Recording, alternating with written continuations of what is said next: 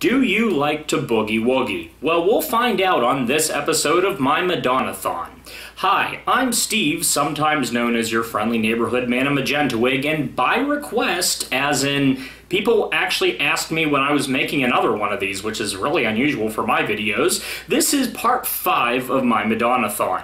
Now, I realize it's been a little while since I made the last one, but you know how life tends to go. It'll throw you a curveball every now and then. You kind of have to prioritize things over making YouTube videos. But that doesn't matter now because I'm back with part 5. We're in the mid-90s now. We finished the controversial part of Madonna's career. We're past erotica and bedtime stories, and now we are beginning with Evita. Now, as I mentioned before, I haven't actually seen the movie, and I'd like to now, but this is the complete soundtrack, so it works as kind of its own concept album, which makes sense because Evita actually started as a concept album. But, as I believe I've mentioned before, I'm not an Andrew Lloyd Webber fan. I don't get half the stuff he does. I mean, I don't get Cats. I don't get the appeal of Starlight Express. You know, I'm a big Jesus Christ Superstar fan, but only to a point. You know, I'm kind of a purist. The more they change it, the more I don't like it. And it is worth mentioning, you can tell Evita was written in the 70s, not long after Jesus Christ Superstar, because it really has that same vibe. I mean, it really feels like Jesus Christ Superstar in parts. And I mean not just the fact that it switches back and forth between, you know, setting appropriate music and rock music. I mean, there are parts that flat out, you know, seem a little too reminiscent of that. I mean, A New Argentina, the choral sections in that sound a lot like Hosanna, and She Is a Diamond sounds a lot like Pilot's Dream. So it's not like I can complain. I mean, I like the style of Jesus Christ Superstar, and it's nice to hear a few little melodies from that pop up every now and then in this.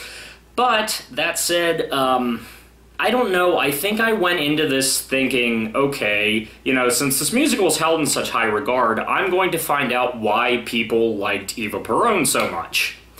And I came away from it thinking, why did people like Eva Peron so much?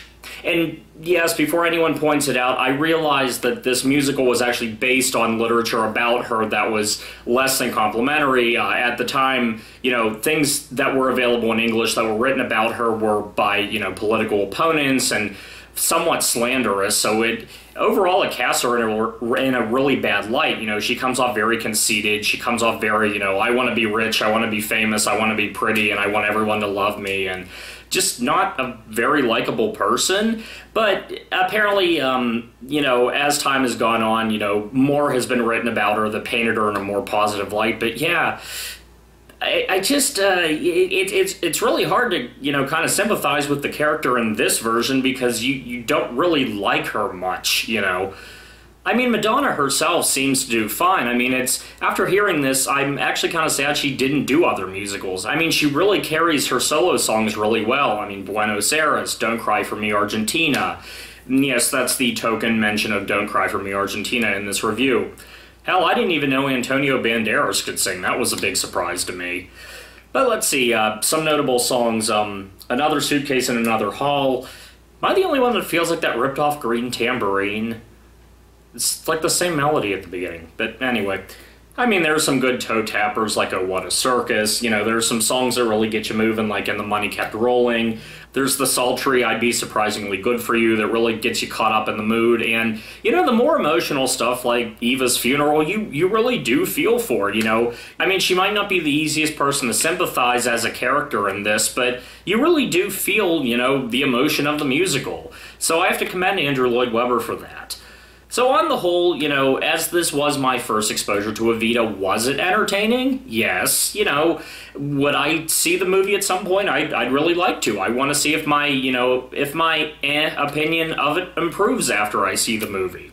So yeah, you know, it surprised me. I was dreading it because, again, I'm not an Andrew Lloyd Webber fan, but it was enjoyable. You know, I've listened to it a couple times now, you know, just to see if it would click, and yeah, it's not bad. It's not bad. And now we come to what I feel is the jewel in the crown of Madonna's catalog. And actually, hearing this album and not knowing what to expect, really, and being completely blown away by it, was one of the reasons I decided to do a full-on Madonna marathon. Ray of Light. Now, this is getting into my territory. This is getting into songs I actually did hear as a kid and, actually have grown up with. And there are some fantastic songs on this. I mean, obviously, Ray of Light, the title track, which is a great example of someone doing a cover version and making it better. Because it was like a folk rock song from, like, I think 1971, and the original is just nothing special, really. It kind of drags along, and it doesn't really click with you. She made it into like a completely different song. Some of the lyrics are the same, but the feel is completely different, and she really did a hell of a job at, making it into something great. This has Frozen on it, which is an incredible song. This has The Power of Goodbye, which, I mean, if you're talking about Madonna in the 90s, The Power of Goodbye, I mean, that song was on every commercial for the show Felicity that ever aired. So when I was a kid, that song really got drilled into my head. Now, what I really like about this album and what makes it unique, because he shows up a little bit on music as well, but this album he's all over, is the production style of William Orbit. Now, I mean, it's very 90s. William Orbit, when you hear his songs, you think late 90s.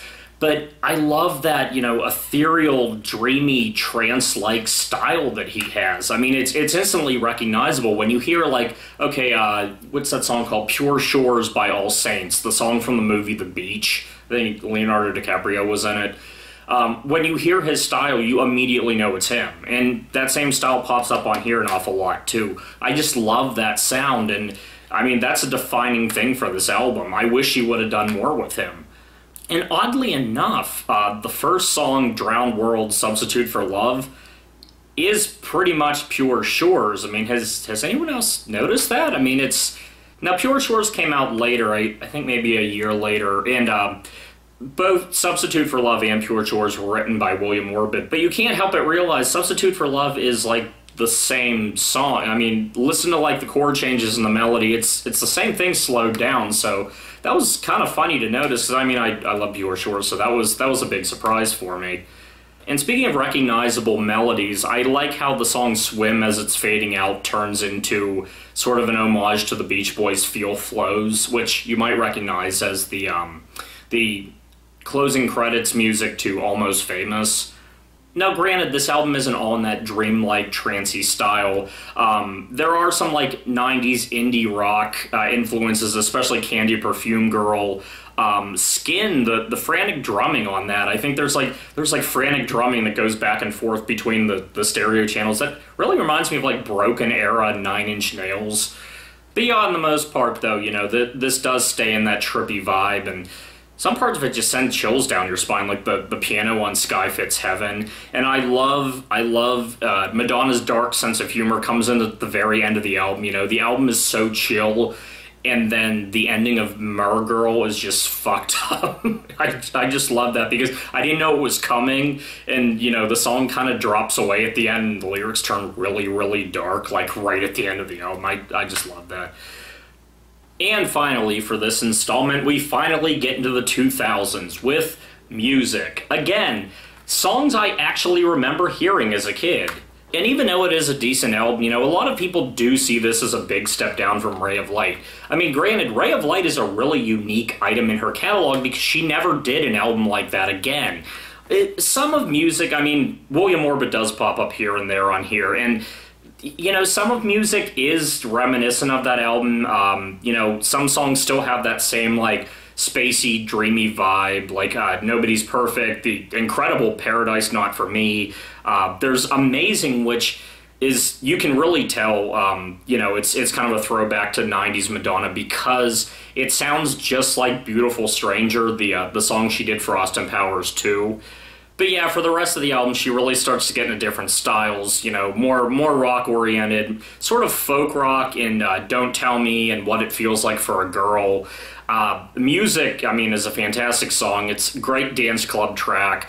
If you want to test how good the bass on your car is, play music, because as soon as her vocals come in, I noticed, which was a surprise, because I think all I ever had for years was like some poor quality version of that song somewhere on my computer that just had no bass at all. And then I played this CD in my car for the first time, and as soon as her vocals come in, they bring the bass way up. So that was a huge surprise. I loved that. I mean, yeah, great songs on here and there. Music, Don't Tell Me What It Feels Like for a Girl. And then there's some crap. I mean, Impressive Instant is just one of the worst songs I've heard from Madonna since, God, maybe the Otto von Werner CD. I mean, it's so gimmicky, and the mix is just so annoying with the glitched out vocals, and the lyrics are so stupid that she likes to singy like a bird on the wingy. No, that's a step down from Ray of Light, definitely. I mean, there are some more dancey songs on here that are decent, like Runaway Lover, but it's when this album is strong, it's very strong, but it's so inconsistent. You know, I like to say the highs outweigh the lows on music, but it is an inconsistent album like that. Now, it is interesting to note the song we go out on, Gone, where she says selling out is not her thing. That's kind of an interesting place to stop this video, because we're about to get into sort of the sellout part of her career. I mean, she did the awful American Pie cover that didn't really click with anyone but Don McLean, strangely, and then she did the theme song for one of the worst James Bond movies ever, was in said James Bond movie. But that's for the next video. I am Steve, also known as your friendly neighborhood man of Magenta Wig, and I will see you next time as we delve into American life. For now, I bid you adieu.